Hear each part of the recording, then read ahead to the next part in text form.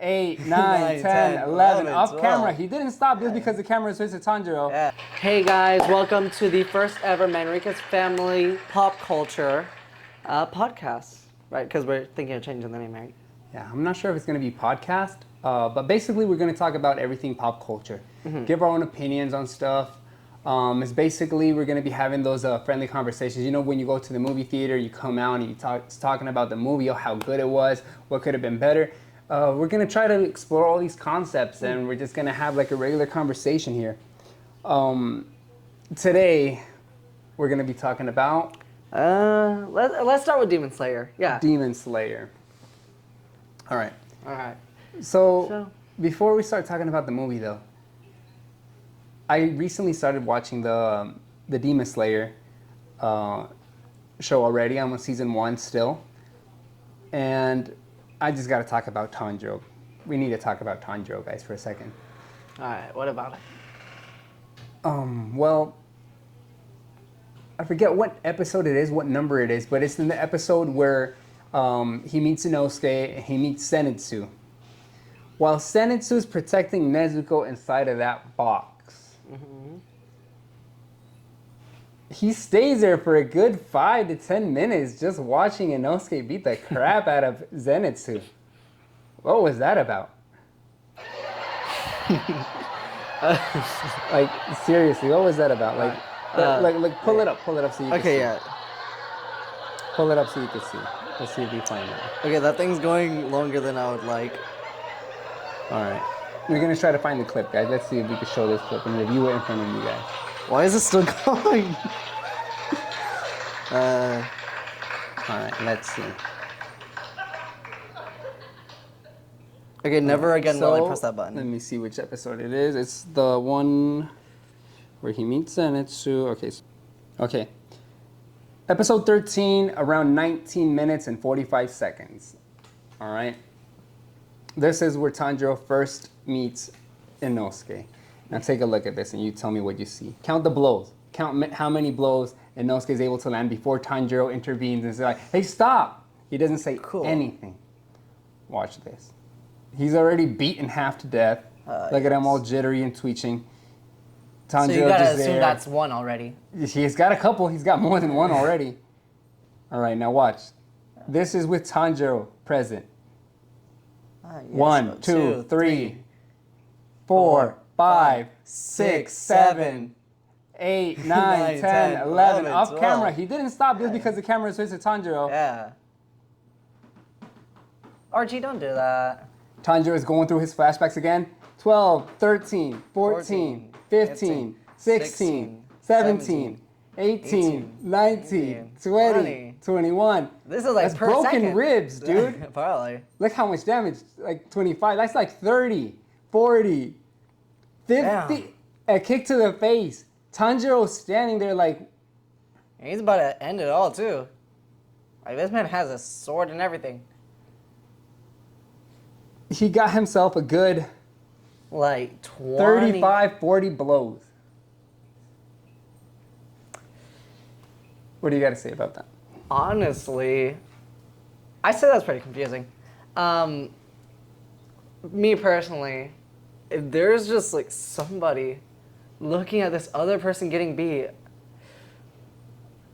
seems pretty realistic, but too realistic. But from what we see so far, right, this man's literally risking his life to protect his sister. And he's not going to protect like a person on the street. And he stood there watching this man get kicked in the ribs, the face, and God knows where. Honestly, you can't and didn't do anything. Didn't even shout. Didn't even say stop. Yet. If this was real life, how would you guys react? Guys? Record. Come on. Like, You would record your friend get I'll beaten? take out my phone Really? and start recording. Like, woo, yeah! Really? What has this world come to? $10 on the... I don't even know. What has this world come to? You want to talk about the movie that came out? Because we did get to see the movie. Tanjiro is a bad friend. Yeah. I'm just saying. Honestly, I feel like everyone's personality switched from Rengoku to Akaza when they saw his backstory. I'm a lot less sympathetic solely because of all the flashbacks that were in there. Like, we got more flashback scenes than we get, like, fighting. I mean, there were flashbacks in there, but if you saw the movie before this one, if you guys actually went to the movie theater and you saw the movie of the, what is that one called? I forget the name, but with the one where Nezuko came out into the sun. On that movie, that's the Swordsmith. Swordsmith Village, yeah, Swordsmith Village. On that movie, we got like 40, 45 minutes of what we could have already seen at home. So I'm at least happy that in this movie, it was new content. Yeah, new content straight off the bat. Even if it was more filler episodes. I'm happy about that. And the filler was new. Yeah. A lot of like flashbacking, but most of it was like akaza backflashing. It was not really stuff that we already seen. I want to drink water since mine's not poisoned. Oh jeez. Akaza. But no, I wish we could have seen a bit more of like, Inosuke. We didn't get to see him fight, but maybe the whole next movie is going to be about Inosuke fighting. I am very disappointed that we got to wait 2 years for that. Yeah, honestly. I do want to talk about like the covers. Supposedly, I saw this on Instagram. Like Avengers Endgame, the big character on the cover, it was Iron Man. Who died that movie? Iron Man. In the Mugen Train arc, that poster cover, Rengoku was the biggest character on the poster. Mm-hmm. He died there. Mm-hmm. This one, Shinobu was the biggest character on the movie poster board, and she ended up dying. Would you like to elaborate on why she sacrificed herself? We can't. There's no spoilers in this one. We're gonna keep it spoiler free. All right. If you're a manga reader. But speaking of Shinobu, I don't know if you guys are familiar with the Encanto song at the end of the movie, the Dos Oruguitas. It's a Spanish song, right? Mm-hmm. When it came to the movie Encanto from Disney, I did not really like that song. I mean, it was an okay song, but it wasn't like a very meaningful, deep connection song to what was going on. I didn't feel emotional about it. But the Shinobu scene and that song, I saw it on TikTok, and it gave new meaning to that song. And that's why I decided to take the time to play the instrumental on the guitar to the acapella and just put that on top. We did a little mashup. It's there on our YouTube shorts. It was pretty good. Yeah. Occasionally, you guys will be seeing me doing music and whatnot. I have my own music channel. It's r.a.m.a. It's just my initials. Mm-hmm. Easiest way to find me is probably, I'd say my new song. I released a song last Friday named Not in Love. So that's enough about me, that little self-promotion. Other than that, okay, let's see. Back to the movie. Did you know Ubuyashiki had a son before this? Who? Ubuyashiki. Who's that? The dude with the red mask? The leader. The guy with the face. Which one? The main leader. He sacrificed himself before this. He exploded the mansion. Oh, him. Yeah. Did you know he had a son before this? Honestly, not before the movie. I thought that the two daughters that were with him in the mansion were it. No, there was a son. Yeah, I saw that. He had 5 kids. He had 2 other girls and that. Yeah. And Mini Ubuyashiki. Yeah, I saw on Instagram after we saw the movie. I kept seeing these Instagram reels. Send this to someone who hasn't seen Demon Slayer and try to spot out the person who's not a boy.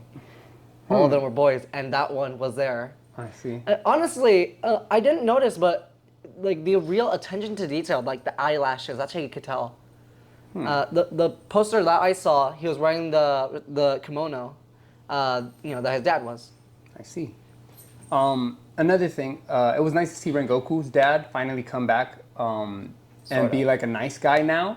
After he was don't want to say it here, but if you guys watch the anime, you guys know Rengoku's dad, how he was. And it's good to see him here coming back to the Demon Slayer Corps and actually being a part by protecting these kids while they're on that mission to try to find the high-ranked demons. Another question that I have while we're here, and this is something that was kind of bugging me. Okay, episode 1 of Demon Slayer. All right. The first season, the first season, episode 1. And maybe people that read the manga, I really didn't read the manga until later on, but it's never really established in the whole season why did Muzan personally go out of his way to end the Tanjiro's family. Because you got to remember, they live in totally different cities, and it's not like Tanjiro lives in the city. Tanjiro lives in a mountain, presumably secluded with nobody around. Mm-hmm. This man went to this city where he doesn't know, or he may have known, he's lived so long. He climbs up to this mountain to end a very specific family. I do believe... How did he know I do believe that somewhere down the line in Tanjiro's family, I think it was just his dad that was a former hashira, was he? No. Was it? He was nothing to do with him.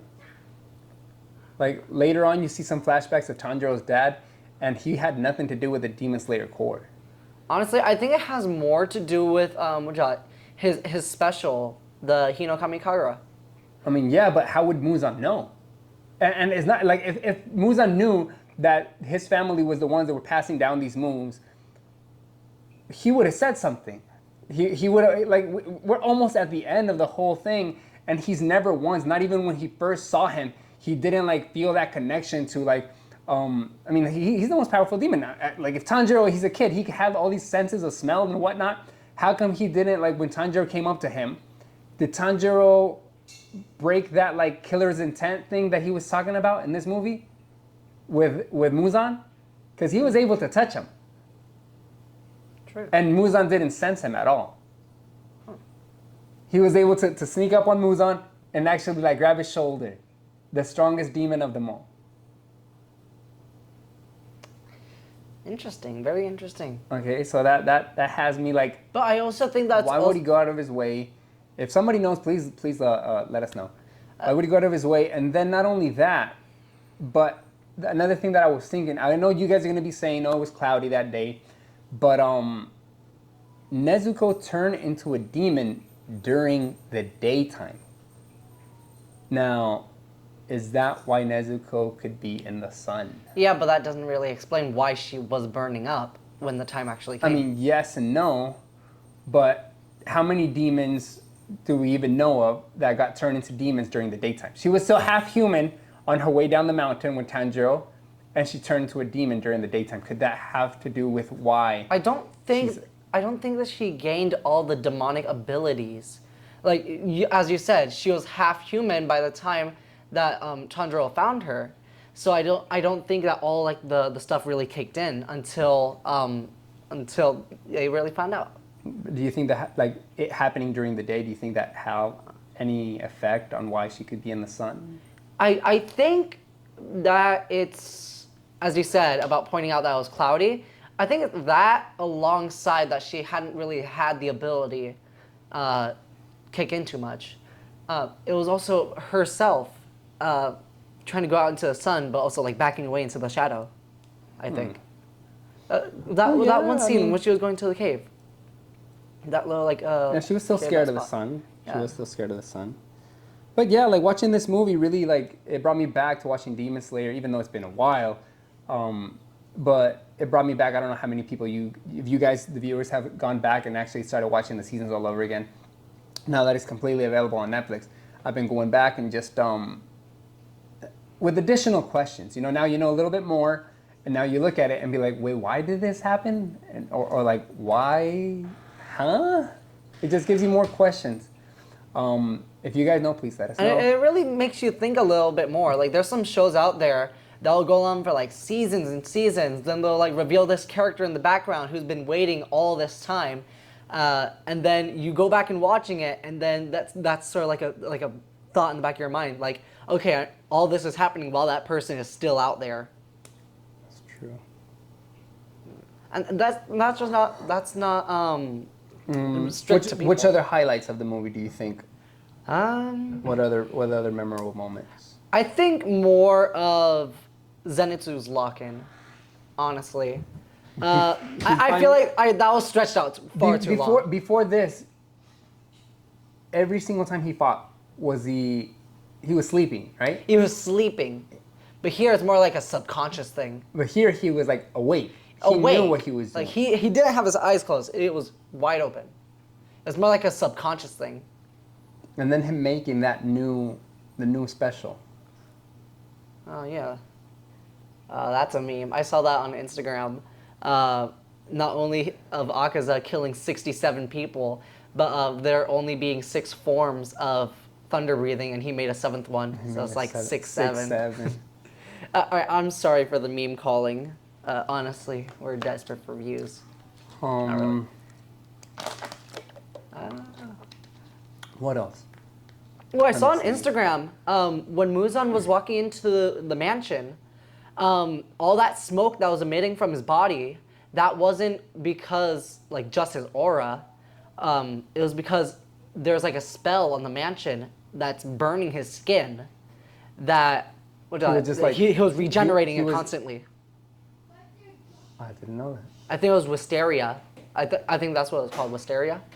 It was that. I was burning his skin constantly, and he kept regenerating it at like a constant rate, in which it didn't really affect. But the only thing I thought like it you was see is mist. Here I was No. thinking it was like a little like misty element. You know how you see no. in movies. I saw on Instagram. I don't have it saved. That's pretty cool. Very interesting. I didn't know that until today. That is pretty nice to know. But I'm very excited to see what happens, even though we gotta wait 2 more years. Sometimes I think I don't know, with all this AI stuff that's going on, sometimes I wonder if at some point they're gonna use AI to cut the time gap of like 2 years to wait for a movie. You know, maybe cut it down to like 1 year. I don't know how it will work. That goes into the question. But do you to think what at some extent is AI gonna take over? Well, I don't know. I mean, that- if it's a tool, I mean, I feel like for movies and shows, waiting like K-pop Demon Hunters 2, if you gotta wait now 5 years to see the next one, I think that's just like whoa. I think it would only have the same effect if the first one was made with AI.